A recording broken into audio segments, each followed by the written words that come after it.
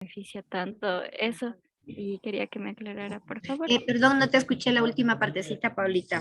Que algunas personas de las actividades revolucionarias es como que les perjudica y entonces ya no se busca tanto como este bien común. Entonces en eso estaba confundida.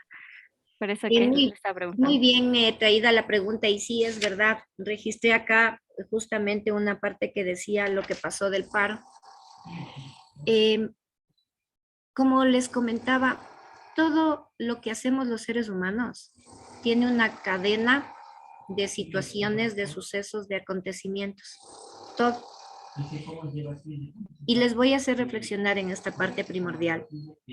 Primero, ningún ser humano es pobre. Ningún ser humano. ¿Por qué? Porque el mismo hecho de tener un razonamiento nos hace a todos unos seres humanos de calidad. Entonces, ningún ser humano es pobre. Ahora, que ese ser humano a lo mejor por situaciones de la vida no tuvo la oportunidad de prepararse, de capacitarse, de entender de mejor manera las cosas, empezamos a tener muchas complicaciones. Y hablar en este aspecto de los señores indígenas sí es especial, porque ellos, ¿qué es lo que hicieron con su imagen? Hicieron que todo el mundo les tenga lástima y les tenga pena. Y en sí ellos, ¿por qué vinieron acá? Vinieron porque les pagaron. Porque en la semana ellos ganan más o menos unos de 6 a 7 dólares diarios. 6 por 7, 42. Ganan 42 dólares a la semana.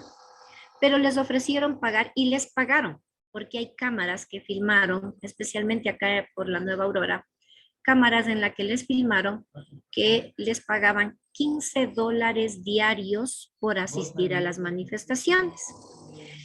De la familia vinieron 4 o 5 miembros de la familia.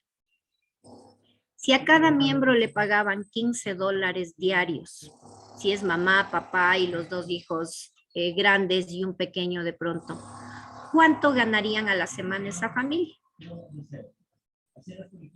Primero, 15 por 5 miembros que sea, ¿cuánto sale? $300.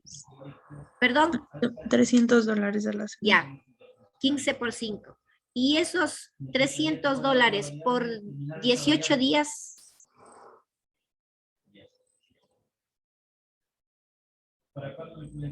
¿cuánto ganó la familia?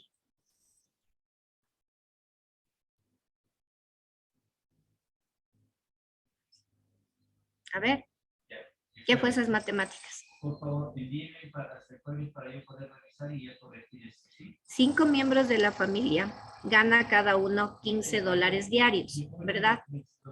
15 por 5 me dijeron que era 300. 300 diarios entre los 5 miembros de la familia. Las 4 personas, dijo. Perdón, 4 personas, 4, ya. 4 por... 300 a la semana por 18 días. Correcto. ¿Cuánto Sería ganó más esa o familia? menos 5,400. 5.400. Ya no vayamos hasta 5.400. Vayamos a que durante esos 18 días esa familia ganó unos 3.500 dólares, por decirles. ¿Les resultaba o no les resultaba no trabajar todos esos 18 días en el campo y venir acá a la ciudad y pasar tantas situaciones que tuvieron que pasar por ganar toda esa cantidad de dinero? Sí les resultaba. Gran cantidad de esas personas que vinieron fueron pagadas. Un pequeño porcentaje, en cambio, simplemente vinieron. ¿Por qué? Porque no les iban a dar el agua de riego y si es que no venían, les cobraban una multa de 50 dólares. Como todo ser humano y como todo buen ecuatoriano, ¿qué es lo que más nos duele? Que nos afecte en el bolsillo, ¿no? Por ejemplo, ¿qué les parece si yo les digo de hoy en adelante, todos los que estén chateando les voy a poner una multa de 20 dólares por cada clase? ¿Van a chatear o no van a chatear? No, pues no es cierto, porque imagínense, en 20 dólares por los 66 que son, ya tenemos para las pizzas, para las frutas y para todo. Entonces, ¿dónde es lo que más le duele al ser humano? En su bolsillo. Entonces, un porcentaje sí, en verdad, y ya te doy la palabra, Alexandra, un porcentaje sí, en verdad, vino obligado. El otro porcentaje vino pagado porque sabía que iba a ganar muy bien. Pero en sí, yo, como María Isabel, por 15 centavos que me bajaron en la gasolina, hubiera preferido estar en la casa. ¿No es cierto? Ahora, esta lucha no fue como lo hacen los indígenas y desde el 2019 la lucha indígena está perdiendo rumbo, porque en mi caso tengo mucho conocimiento cómo se maneja el trabajo a nivel de comunidades indígenas. Conozco muchísimo, he trabajado con muchos de ellos, he tenido propiedades con ellos, ¿sí? Y sé cómo se comportan ellos. Entonces yo, como María Isabel, puedo decir que sí los conozco y sé cómo ellos se manejan.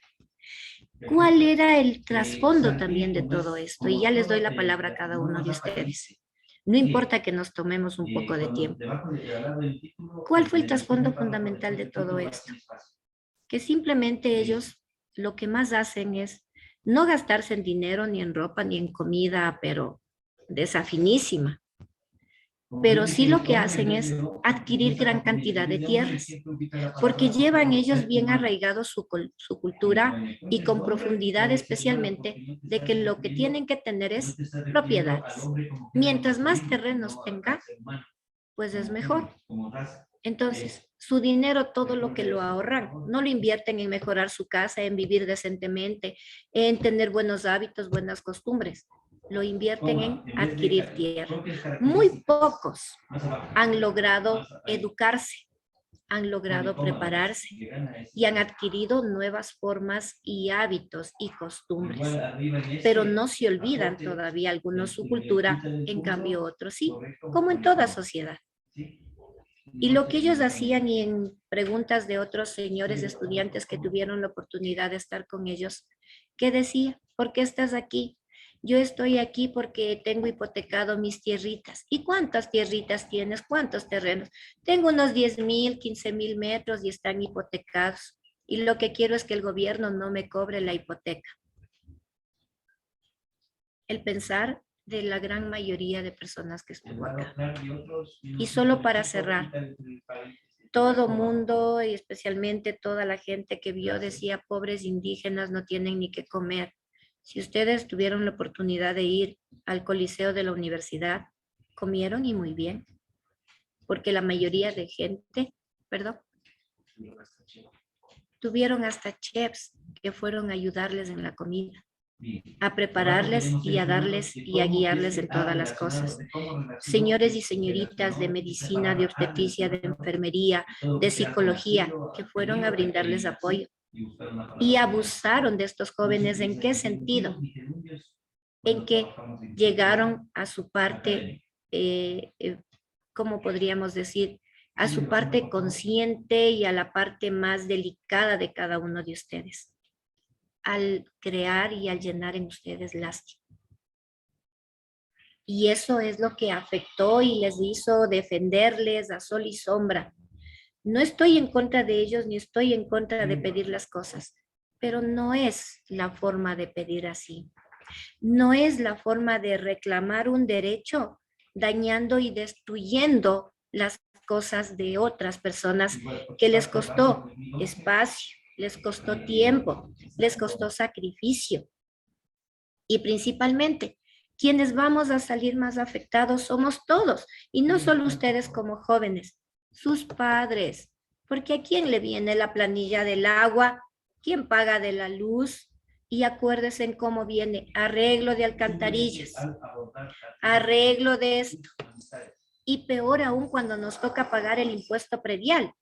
Si estaba toda esta destrucción cerca de alguna de las casas, de alguna de instituciones o algo, a cada institución y a cada persona que está cerca de esos lugares donde se destruyeron adoquines, se destruyeron todas las cosas, igual nos cobran. Entonces, hacer un reclamo, todo el mundo tenemos derecho a protestar y a reclamar, pero no así, no destruyendo ni afectando a las otras personas. Bien, ahora sí. Hasta ahí voy, les escucho. Adelante, Alexandra. Giselle, mi pregunta es, ¿por qué si a los indígenas le pagaban, por qué protestaban por los derechos del pueblo, digamos, por lo que estaba alto la gasolina y los alimentos? ¿Por qué ellos luchaban por eso si igual les pagaban? Porque simplemente les pagaron para que vengan a luchar por algo que a lo mejor ni ellos entienden ni qué es ni cómo es. Simplemente les contrataron para que vengan y armen el relajo. En otras palabras, trasfondo de todo esto es una política mal guiada y lo único que querían es destruir y derrocar al gobierno para que se pierda la democracia en el país. ¿Sí? Nada más. Tyron, te escucho. Ya, justo le quería preguntar porque al final había mencionado algo con respecto a mi pregunta y quería saber su opinión. Es acerca de si el fin justifica los medios. En este caso no. El fin no justifica los medios. Definitivamente. Y además usaron un pensamiento muy maquiavélico. Es una planificación que más adentro todavía hay muchas cosas de trasfondo. Primero, a lo mejor desestabilizar el país, proyectar una imagen de que de pronto este gobierno no sirve, no está haciendo nada. De pronto también mucho narcopolítico, que lo que está haciendo es dar otras imágenes, dañar, enfrentar a todo el pueblo, pero de pronto para que toda la policía se centre en ciertos lugares y se olviden que hay que pagar, es que van a pasar más cargamentos de droga. Y más que nada, ¿qué es lo que nos dice? Divide al pueblo y gobernarás. ¿No es cierto? Entonces, sí hay que entenderlo y hay que mirarlo más allá, y más aún ustedes como profesionales, especialmente médicos, que van a tener que enfrentarse con cuántas situaciones, que van a tener que enfrentarse día a día con experiencias no tan agradables. Entonces, ustedes siempre tienen que entender, no en lo que pasa, no lo que ven ese rato, sino ir más atrás. Y por eso lo fundamental, aunque ustedes no lo crean, su historia médica o su famosa anamnesis de la persona. ¿De dónde viene? ¿Cómo es su familia? ¿A qué se dedican? ¿Qué es lo que pasa? ¿Qué enfermedades tuvo? Cuando usted tiene una historia completa, no solo de la hora de la persona, sino de más atrás, usted va a tener una imagen más clara de con quién va a trabajar y de qué es lo que le está pasando. ¿Sí? Y eso es fundamental, porque si no, imagínense solo con comportamientos así todo el mundo, pobrecitos. Por favor, nunca utilicen la palabra pobres. Nadie somos pobres por el mismo hecho de tener un razonamiento que nos hace entender y manejar bien las cosas. No se dejen llevar solamente por la imagen que presenta, sino conozcan, profundicen. Por eso, ¿se acuerdan que les decía en esto de lo que decía Marx? Marx defendía al revés y al derecho a las clases sociales y decía que no exista clases sociales. Pero Marx, ¿quién es? ¿De dónde viene? Siempre vino de una familia de la alta burguesía. Tuvo los mejores maestros, los mejores profesores. Vivió dentro de una familia que siempre tuvo. Ahora, no es lo mismo tener, luego perder y después decir soy pobre. Más bien ahí yo diría, no se preparó adecuadamente para que pierda todo lo que tuvo y no tenga nada. Porque si me preparo adecuadamente, sé cómo manejarme las cosas, cómo manejarme y cómo hacer las cosas, ¿sí? Y más que nada, sí, Alan, estoy leyendo también, ya te entiéndote y ya te doy la contestación, ¿sí? ¿Y qué es lo que decía Marx principalmente?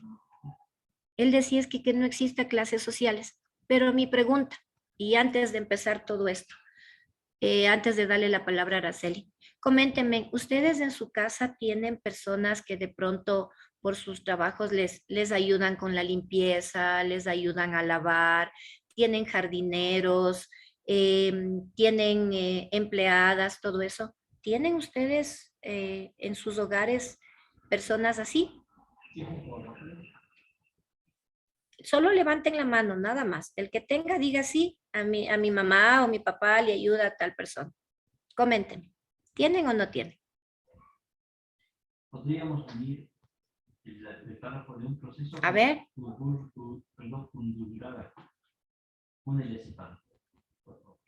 En algunas, por no decirles en algunas ocasiones o la mayoría de veces, todo mundo siempre hemos tenido quien nos ayude, siempre hemos tenido quien nos arregle el jardín. De pronto, anteriormente no teníamos las lavadoras, teníamos personas que nos ayudaban a lavar y hasta ahora. Y el trabajo no es denigrante, sino que simplemente siempre, así digan lo que digan, y espero no equivocarme, siempre va a existir las clases sociales. Y vamos, un ejemplo claro en la medicina también. Usted es el famoso médico cirujano. Después de usted, ¿quién viene en el orden jerárquico? A ver. Somos los últimos. No, Alan. Ahí estás Ah, no, o sea, equivocado. decía de la parte de médicos, de cirujanos, luego médicos generales y así. No sé si se Ya. refería a eso. Vamos directamente en una sala de operaciones. Ah, ya. ¿Quién es el principal ahí? El médico. El cirujano. El médico cirujano. Luego, ¿quién viene? Las enfermeras. No, viene el anestesiólogo. Luego del anestesiólogo, la jefa de enfermeras o la persona que maneja todos los instrumentos o la instrumentista. Luego vienen las enfermeras, pero que son las auxiliares dentro de la operación. ¿No es cierto? Entonces, ¿hay o no hay una jerarquía hasta cuando ustedes están trabajando como médicos dentro de un lugar pequeño que es el quirófano? Sí hay. Sí hay. Sí hay. Entonces, ¿habrá o no habrá clases sociales en todo sentido, en todo lugar y en toda profesión? Siempre las va a haber, por Dios, siempre las va a haber. Ahora, de que todo mundo tenemos que trabajar en conjunto, sí, debemos trabajar en conjunto para que todo funcione bien, pues. Por ahora ve ustedes, a ver, vamos a otro ejemplo.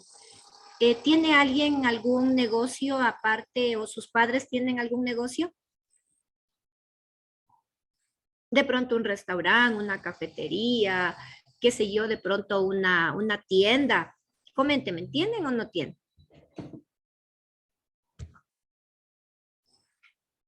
Muy bien, Jorge. ¿Qué tienda tienen o de pronto qué negocio tienen? ¿Me puedes comentar, por favor? Claro, por supuesto. El negocio de mi familia es de una sastrería, decoración de hogares.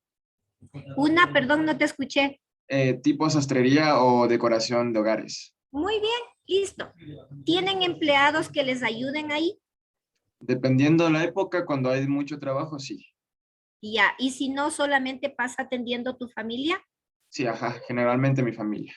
Muy bien, entonces tu familia, uno de ellos de pronto debe saber de contabilidad, el otro debe saber de la adquisición de productos, el otro en cambio debe saber de cómo ir acomodando y decorando o debe saber de decoración para poder exhibir los productos, ¿verdad? ¿O me equivoco? Sí, ajá, una persona se dedica a lo administrativo, mientras que la otra persona se dedica a lo que el negocio, al fin de los negocios. Muy bien, Jorge. Aquí está determinado de que todos debemos y todos tenemos una organización jerárquica. Bueno, en el minutito que tenemos, Araceli, la última, por favor.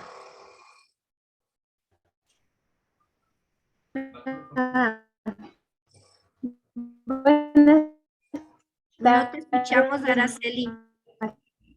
Y compañeros. Yo fui parte del paro, o sea, como yo soy indígena, Ya. Nunca digo que fui a Quito o fuimos a Quito, pero ¿me escuchan? Ahí sí. Muchas personas de mi comunidad sí se fueron, pero nunca llegaron a pagarnos, nunca hubo tal presupuesto para nosotros.